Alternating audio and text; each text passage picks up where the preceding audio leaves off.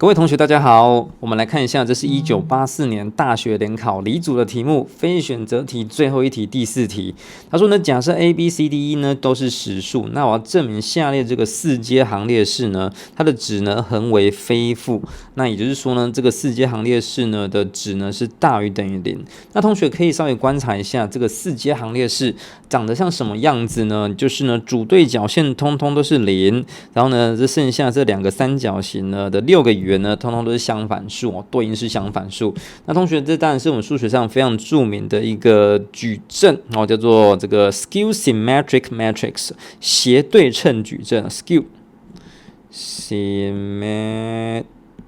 就是对称 matrix 就是矩阵的意思啊，斜对称矩阵。那这个我们就是要来证明说，这个斜对称矩阵呢，4阶的斜对称矩阵，它的值呢是大于等于0。那什么叫斜对称矩阵呢？就是说，我们任何一个矩阵呢，你再加上它的这个转置矩阵 AT， 刚好是等于我们一个等于0矩阵的时候，这时候这样子的一个矩阵呢，我们就把它叫做斜对称矩阵。如果满足一个这样的式子的话，那这边显而易见呢，你就会发现呢，我的主对角线呢肯定要是0，然后呢，剩下的6个圆呢一定是相反数才可以哦。好，那首先呢，我们来看一下，如果说今天呢是只有2阶的斜对称矩阵。然后像这个00 A 负 A 好了，那你去算它的行列式值的时候呢，很显然就是 A 平方是大于等于0呢，这个是没有问题。如果是3阶的斜对称矩阵呢，主对角线是0，然后呢就是 A B C， 然后呢负 A 负 B 负 C。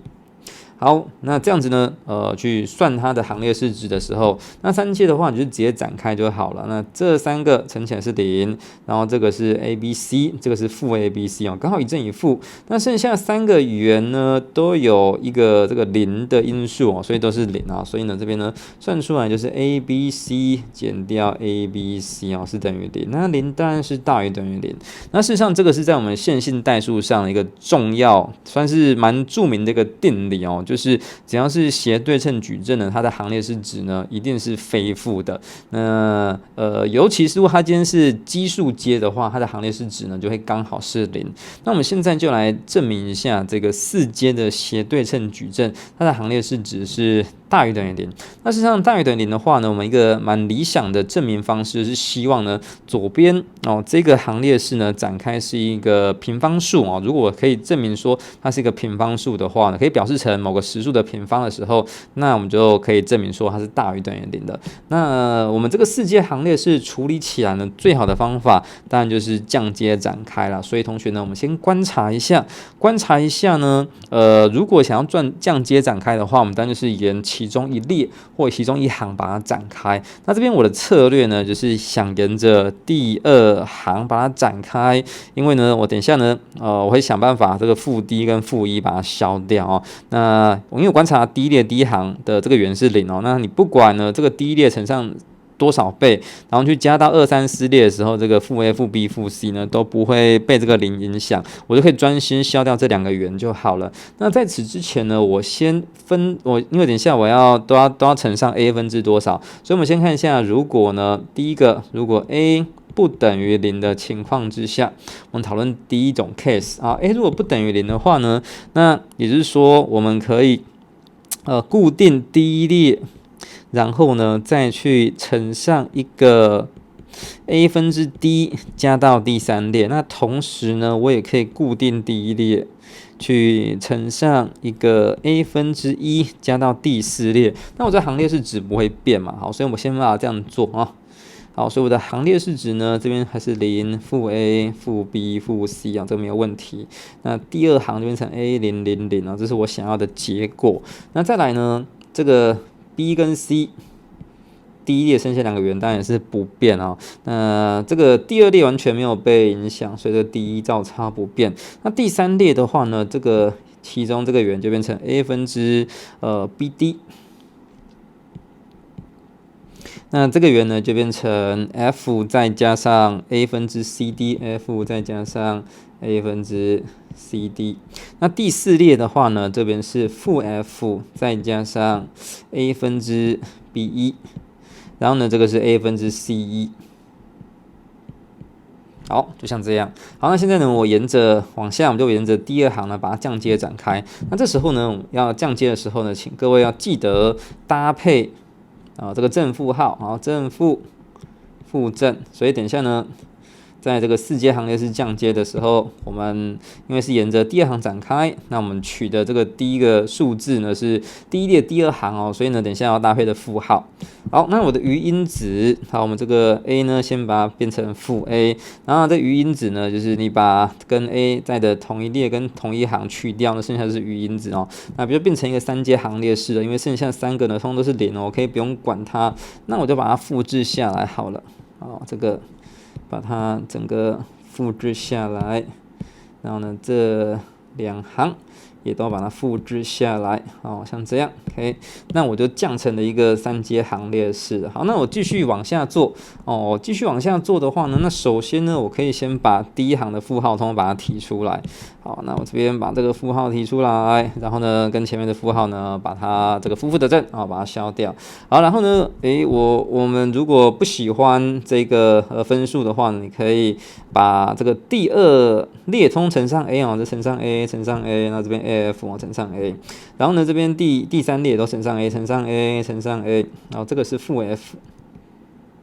这个是负的 f。好，所以乘上 a 之后是负 af 这个乘上 a， 这个乘上 a，OK。好，那这样前面呢就要多挂一个 a 平方啊。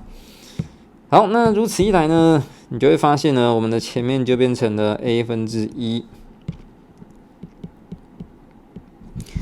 那我们就继续呢想办法降阶。那我的策略也跟刚刚很像，我想办法呢再让这2个圆呢通通变成0哦。所以呢，一样我固定第1列乘上负 b 倍加到第2列，好，然后呢固定第1列乘上负 c 倍加到第3列，加上第3列，这样子呢，我就可以把这个第1行的剩下那2个圆变成0了。好，所以呢就往下做，所以这是 a， 然后0 0，然后这个是 d， 那这个是1。那这边呢，我们再看一下，这个刚好就消掉变成0，对不对？然后这边第2列第3行就变成 af 加 cd 减掉 b1。好，那再来呢，这边是负 af 加 b1， 然后呢减掉 cd。好，再把它拉开一点点。好，那最后这个第3列第3行这个圆呢，就还是0。好，那我们就再把它降阶一次降阶一次的话呢，因为这个第1列第1行去做这个降阶展开，余因子是右下角这一块，那这边搭配正号就可以了。所以呢，就变成 a 分之1再乘上 a。那你会发现呢，剩下的这个2阶行列式也是很单纯。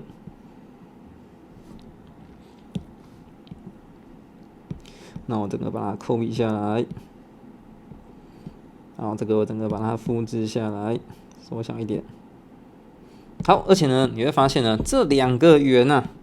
还是互为相反数，那前面这个 a 跟 a 分之1跟 a 可以约分掉，所以呢，我们就可以说明出来在这个 a 不等于0的情况之下，那这边呢就会变成 af 加上 cd 减掉 b1 的平方它是一个平方数，那就会是大于等于0。所以呢，第一个部分a 不等于0的部分就被我们说明就被我们证完了。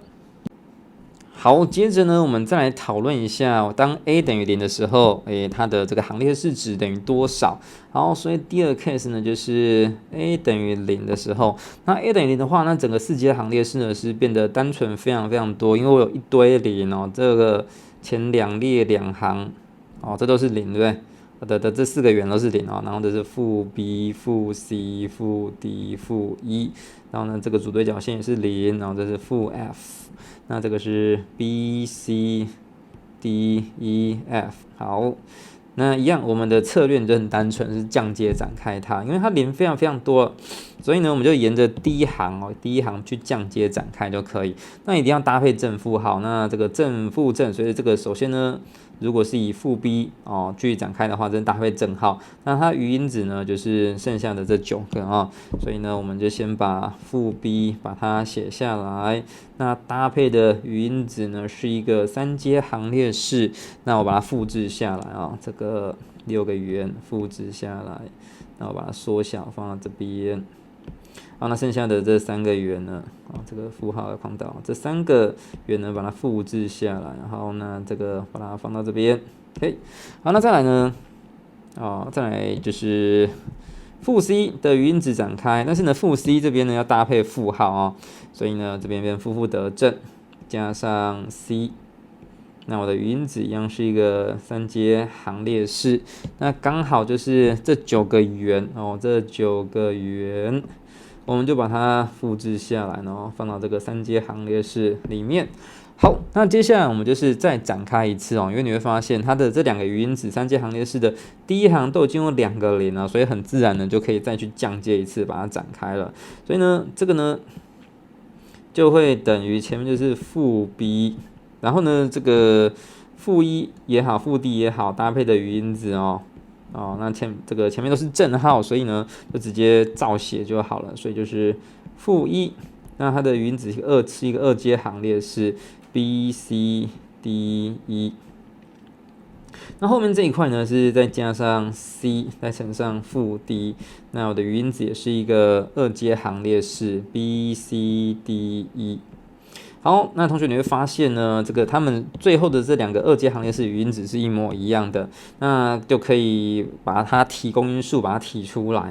所以呢，就会前面就是变成 b1 减掉 cd， 后面的这个行列式你把它展开也是 b1 减掉 cd， 那你就会发现其实一模一样，它事实上就是 b1 减掉 cd 的平方，那这也是一个平方数就是大于等于0所以呢，在 a 等于0的时候呢，这个 case 呢依然也会是成立的所以同学，我们就说明了这个4阶的斜对称矩阵，它的行列式值呢是横为非负的大概就到这边。